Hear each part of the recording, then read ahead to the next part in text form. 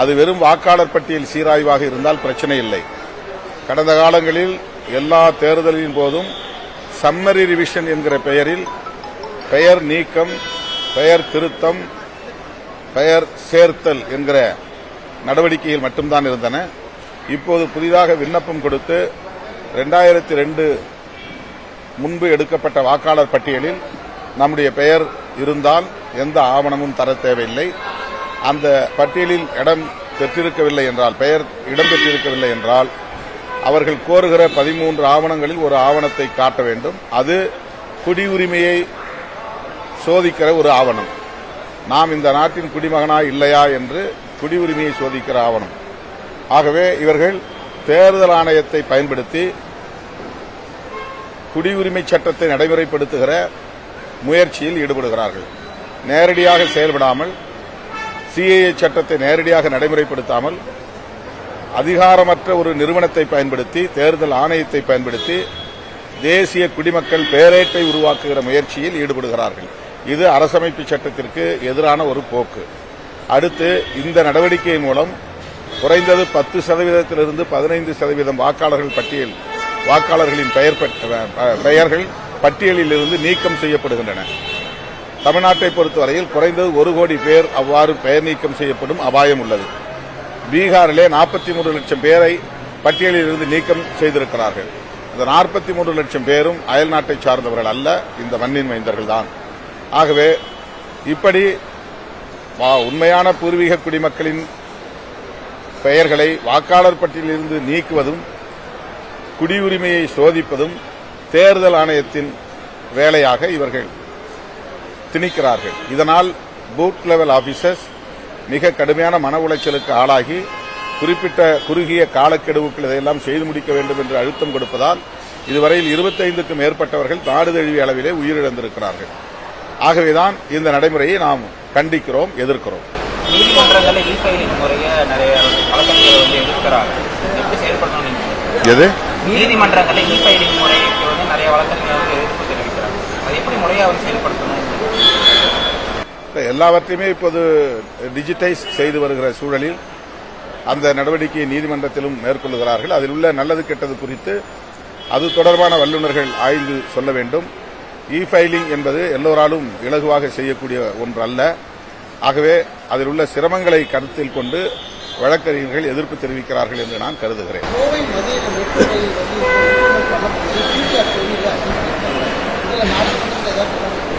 கட்டாயமாக இது குறித்தும் நாங்கள் நாடாளுமன்றத்திலே குரல் எழுப்புவோம் அல்லது தொடர்புடைய அமைச்சரை சந்தித்து முறையிடுவோம்.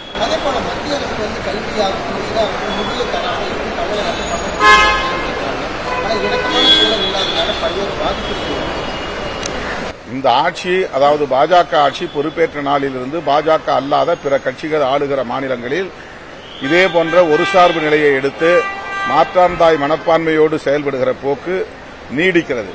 தமிழ்நாட்டை தொடர்ந்து வஞ்சித்து வருகிறது. தமிழ்நாடு அரசை நிலைகுலைய வைப்பது அவர்களுடைய நோக்கமாக இருக்கிறது. தமிழ்நாட்டு மக்களிடையே இந்த அரசுக்கு எதிரான ஒரு எதிர்ப்புணர்வை வளர்க்க வேண்டும் என்பதும் அவர்களின் நோக்கங்களில் ஒன்றாக இருக்கிறது. இந்த போக்கை விடுதலை சிறுத்தைகள் கட்சி தொடர்ந்து சுட்டிக்காட்டி கண்டித்து வருகிறது. இப்போதும் இந்த மெட்ரோ ரயில் திட்டம் குறித்து அவர்கள் எடுத்த நிலைப்பாட்டை விடுதலை சிறுத்தைகள் கட்சி கண்டித்து ஏற்கனவே அறிக்கை வெளியிட்டிருக்கிறோம். மீண்டும் அந்த போக்கை கண்டிக்கிறோம்.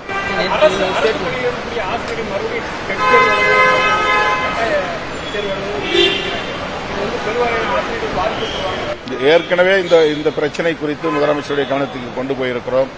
அவர்கள் அந்த தேர்தலை எழுத வேண்டும் என்று வலியுறுத்துவதை அரசு மறுபரிசீலனை செய்ய வேண்டும், அதை கைவிட வேண்டும். ஏற்கனவே கருத்து சொல்லி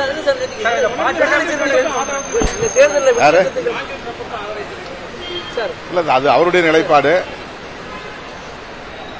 திரு செங்கோட்டையன் அவர்கள் அதிமுகவிலே ஒரு மூத்த தலைவர். அவர் அதிமுகவை விட்டு வெளியேறும் நிலை ஏற்பட்டிருப்பது அந்த கட்சிக்கு உகந்ததல்ல என்கிற கருத்தை நான் ஏற்கனவே கூறியிருக்கிறேன். அவர் தாவேகாவை தேர்வு செய்தது அவருடைய கருத்து, அவருடைய முடிவு. அதிலே நான் கருத்து சொல்ல விரும்பவில்லை.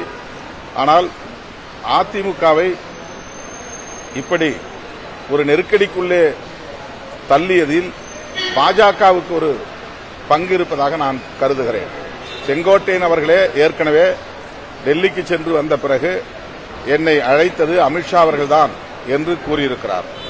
அமித்ஷா அவர்களோடு அல்லது பாஜக தலைவர்களோடு அவ்வளவு நெருக்கமாக இருந்த ஒருவர் அதிமுகவிலே தொடர முடியாத நிலை ஏற்பட்டிருக்கிறது என்றால், அதிமுகவும் பாஜகவும் கூட்டணி கட்சிகளாக இருக்கிற சூழலில் இது எந்த அடிப்படையில் நிகழ்ந்தது என்கிற கேள்வி எழுகிறது. பாஜகவினரால் செங்கோட்டையன் அவர்களுக்கும் பழனிசாமி அவர்களுக்கும் எடப்பாடி பழனிசாமி அவர்களுக்கும் இடையிலே ஒரு இணக்கத்தை ஏற்படுத்த முடியவில்லையா? எல்லா பிரச்சனைகளிலும் தலையிடுகிற பாஜக இந்த பிரச்சனையில் ஏன் வெளிப்படையாக தலையிடவில்லை அல்லது அவர்களை சேர்த்து வைக்க முயற்சிக்கவில்லை? அதிமுகவை கட்டுக்கோப்பாக வைத்திருக்க அவர்கள் ஏன் விரும்பவில்லை? அதிமுகவில் இப்படி ஒரு பலவீனம் ஏற்படுவதை பாஜக ஏன் வேடிக்கை பார்க்கிறது? இதுபோன்ற பல கேள்விகள் எழுகின்றன. எனவே திரு செங்கோட்டையன் அவர்கள் அதிமுகவை விட்டு வெளியேறியதில் திரு எடப்பாடி பழனிசாமி அவர்களுக்கும் திரு செங்கோட்டையன் அவர்களுக்கும் இடையிலே ஏற்பட்ட பிரச்சனை மட்டும்தான் காரணமா, அல்லது பாஜகவின் சித்து விளையாட்டுகளில் இதுவும் ஒன்றா என்ற ஒரு சந்தேகம் எனக்கு இருக்கிறது என்பதை ஏற்கனவே கூறியிருக்கிறேன். அந்த கருத்தில் நாங்கள் இன்னும் உறுதியாக இருந்தாலும் அந்த கோரிக்கையை வைக்கிற ஒரு காலச்சூழலாக இது இல்லை என்பது எங்களுடைய கருத்து. எங்களுக்கு ரெகக்னிஷன் ஆயிருச்சு, ரெகக்னிஷன் ஆயிருச்சு, எங்களுக்கு சின்னம் சொந்த சின்னம் வந்துருச்சு. இல்ல இல்ல சொந்த சின்னம் வந்துருச்சு, அந்த கேள்வி எழாது. ரெகக்னைஸ்ட் பார்ட்டி, அதனால எங்களுக்கு சொந்த சின்னம் பானை சின்னம் கொடுத்துட்டாங்க. 4 முனை போட்டி நாடாளப் போவது யார்?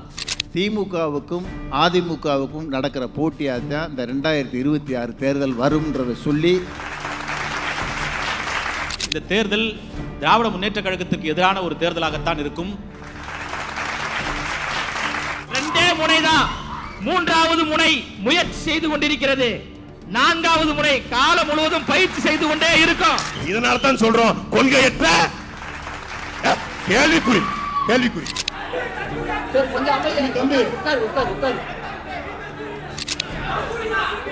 தாவேக்கா யாரும் தற்கொலை சொல்லாதீங்கப்பா, ஆக சிறந்த அறிவாளிகள். இதுதான் உங்களுடைய அடிப்படை அரசியலா? மக்கள் அரங்கம் நாளை இரவு 7 மணிக்கு நமது மாலை முரசு செய்திகள் தொலைக்காட்சியில் காண தவறாதீர்கள். Title sponsored by Best Money Gold, powered by சௌபாகியா அண்ட் ஸ்டெரன் கிளப் சோடா.